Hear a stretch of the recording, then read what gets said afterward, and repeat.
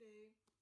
So I am here with a new video, a book haul video. This is my first book haul video in quite some time. So um, hopefully you will like some of the selections that I have purchased. I have two, three, four, five, six. I have six books that I have recently purchased and looking forward to diving in. So the first book I have is Patsy. Oh, I gotta remember where to look at the camera. So yeah, I think I'll hold it on this side. So this is the book that I am currently reading. And Patsy, I think I'm going to read the summary in the back so you can know what it's about. I mean, this has been around the booktube circuit for at least, I think, almost a year. So I'm just new to it. Heralded for writing a deeply memorable character, Nicole Dennis Ben introduces readers to an unforgettable heroine for our times, the eponymous Patsy, who leaves her young daughter behind in Jamaica to follow Cicely, her oldest friend, to New York.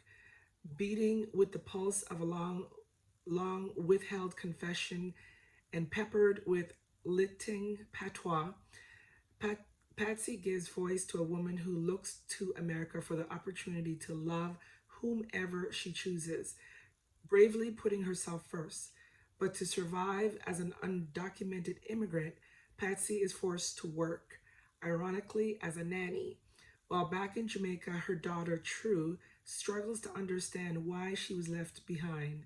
Greeted with international critical acclaim from readers who at last saw themselves repressed in Patsy, this astonishing novel fills a literary void with compassion, complexity, and tenderness. So I was interested in this story because it is a story that I'm familiar with, being having Jamaican hereditary, being of Jamaican hereditary. This is a story that I am familiar with, of having family members who have traveled similar pathways. And so I look forward to hear how Nicole will, bring us through Patsy's journey, leaving, the home that she's ever known and immersing herself into a newly adopted home. A lot of immigrants believe that when they do get to foreign shores such as the United States and the UK, that life, that they will be able to attain the freedoms that they're not able to attain in their homeland. And when they get to these foreign shores, they see that that ultimately is not the case, or the price that you have to pay in order to receive such freedoms is not what they had dreamed or envisioned for themselves. And the idea of having to leave a child behind, especially a young child, is very much wrapped up in the stories that I'm familiar with. It's what makes making that decision so aching and so devastating, is having to be able to get have your child explain to your child, and have your child explain that the decision you're making is not one that's selfish. It's one that is going to be for a better quality life for them as well, and how they are left to internalize that and live with that in the absence of the parent. So I am definitely looking forward to and also the dynamic of her being a queer woman. I'm looking to see how how Nicole writes that out, especially being a queer woman of Jamaican descent. I'm looking forward to see how she flushes that out. So Uh, this first book, as you see, I've started reading it already. Uh, it's been a very interesting page turner for me already. This is Patsy. The next book I have is Why We Can't Sleep, Women's New Midlife Crisis by Ada. Oh, I didn't even say the author for Patsy. I'm sorry, is Nicole Dennis Ben. So this is Why We Can't Sleep, a Women's Midlife Crisis by Ada Calhoun. I had started reading this one too. I tend to read multiple, I should put it on this side. I tend to read multiple books at the same time. So this book intrigued me because it meets me at my current intersection of life. So I'll go ahead and read the summary for this one. When Ada Calhoun found herself in the throes of a midlife crisis, she thought that she had no right to complain. She was married with children, a good career. So why did she feel miserable? And why did it seem that other Generation X women were miserable too? Uh, Calhoun decided to find some answers. She looked into housing costs, HR trends, credit card debt averages, and divorce data. At every turn, she saw a pattern. Sandwiched between the boomers and the millennials, Gen X women were facing new problems as they entered middle age, problems that were being largely overlooked. Speaking with women across America about their experiences as the generation raised to have it all, Calhoun found that most were exhausted, hello, terrified about money, underemployed, and overwhelmed. Instead of their issues being heard, they were told instead to lean in, take me time, or make a chore chart to get their lives and homes in order. In Why We Can't Sleep, Calhoun opens up the cultural and political context of Gen X predicament and offers solutions for how to pull oneself out of the abyss and keep the next generation of women from falling in. The result is reassuring, empowering, and essential reading for all middle-aged women and anyone who hopes to understand them. This book is definitely up my alley, and it is questions and concerns I know that I've been having being a middle-aged woman.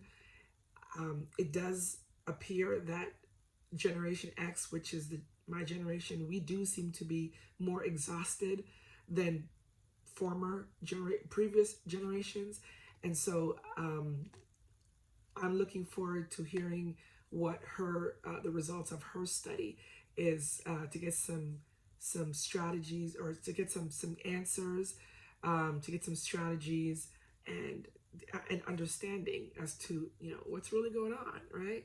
So this is Why We Can't Sleep. Okay, I think I'm taking too long on these books. This one is Girl, Woman, Other by Bernadine Evaristo. This is what it looks like.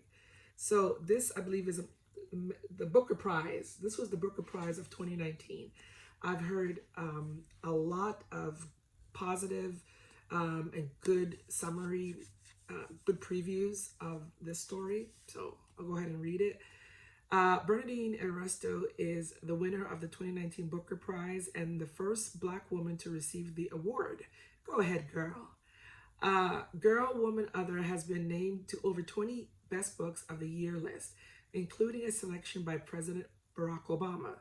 It is a magnificent portrayal of the intersections of identity and a moving and hopeful story of a group of Black British women. Girl, Woman, Other is populated with unforgettable characters, from a lesbian playwright to a jaded schoolteacher to a non-binary social media influencer. Sparkingly witty, centering voices we often see othered, and written in an innovative, fast-moving form. This is a polyphonic social novel by a masterful writer who has finally been lauded at the level she has long deserved. All right. So this looks very interesting. I believe it speaks about a group of Black British women. I believe it's 12 women. And it takes us along their journeys um, of love, relationships, and just life being living in the UK. And so I am definitely looking forward to getting to start reading this book, Girl, Woman, Other. All right. The next book is Hood Feminism by Mickey Kendall. And this, again, I've heard uh, positive and raving reviews. And so I'll read the summary. Today's feminist movement has a glaring blind spot, and paradoxically, it is women. Mainstream feminists rarely discuss meeting basic needs as a feminist issue, argues Mickey Kendall, but food security, access to quality education, safe neighborhoods, living wage, and medical care are all feminist issues. All too often, the focus is not on basic survival for the many, instead, it is on increasing privilege for the few. Prominent white feminists broadly suffer from their own myopia with regard to how things like race, class, sexual orientation, and ability intersect with gender. How can we stand in solidarity as a movement, Kendall asked, when there is the distinct likelihood that some women are oppressing others? In this potent and electrifying critique of today's feminist movement, Mickey Kendall draws on her own experiences with hunger, violence, and hypersexualization, along with incisive commentary on politics, pop culture, the stigma of mental health, and more. Hood feminism is a ferocious clarion call to all would-be feminists to live out the true mandate of the movement in thought and in deed. So, I am. I don't know. I'm at one of those women who I'm not sure if I'm a feminist. I'm not sure all what being a feminist in my body should be, and so I'm on this quest to start finding out if I am and what that looks like for me. I gotta remember to look in the lens. So I think this will be a good book to steer me in a direction to begin to figure that out. So hood feminism. Okay, so white. Next book I have is called White Rage, and it's from Carol Anderson, The Unspoken Truth of Our Racial Divide. Now, I'll be honest that I did get a couple of books. A couple of these books that I purchased was provoked by the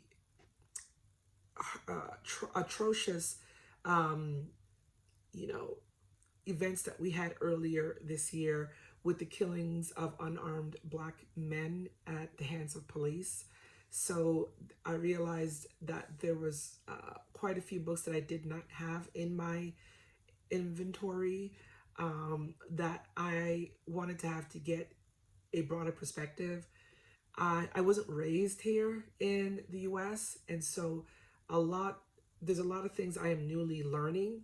So this is one of the books that I chose to purchase that was prompted from those events this year. Since 1865 and the passage of the 13th Amendment, every time African Americans have made advances toward full participation in our democracy, white reaction has fueled a deliberate, relentless rollback of any gains. Carefully thinking historical flashpoints from the post-Civil War Black codes to expressions of white rage after the election of America's first Black president, Anderson renders visible the long lineage of white rage and the different names under which it hides, compelling and dramatic in the unimpeachable history it relates. White rage adds a vital new dimension to the national conversation about race in America.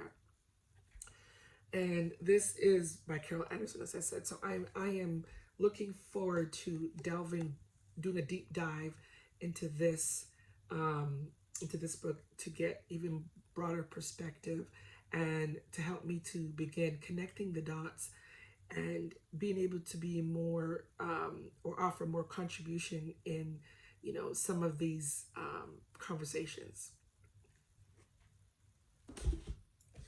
And the last book, the last book, yeah, the last book that I've hauled is called "Why I'm No Longer Talking to Why I'm No Longer Talking About Race," and this is by Rennie Edo Lodge. And so this again is one of the other books that was prompted by the events that unfolded this year as well. Exploring everything. Okay, the book that has transformed the conversation both in Britain and around the world, exploring everything from eradicated Black history to the political purpose of white dominance, from whitewashed feminism to the inextricable link between class and race. Edo Lodge offers a timely and essential new framework for how to see, acknowledge, and encounter racism. Why I'm No Longer Talking to White People About Race is an essential handbook for anyone looking to understand how structural racism works. And that's the main reason why I picked up this book, is to understand that, to delve into that, how structural racism works, and what things we can do to dismantle it. So I'm definitely looking forward to getting. I did actually start reading a couple pages into this as well. So these are the books that I have hauled in the past probably about 4 months. I try not to go overboard, but it's kind of hard because I love books. So, but with my time, it's so hard to read all the books that I want to read. But I do challenge myself to read a good few, a certain amount of pages per day. So, since I've been starting that, I've been able to get through my books a little bit more. Well, this is what I had for this video. I hope that I may have given you a couple titles that if you don't have and were thinking to pick up, that you may want to go ahead and pick these books up. And maybe we can have a conversation about these books. I welcome you to drop any commentary or notes in the comment section. And yeah, hopefully you like this video. And if you are not a subscriber, I ask that you subscribe to my channel and drop any comments or any questions that you may have. And I look forward to seeing you guys in my next video. Bye. Have a great day.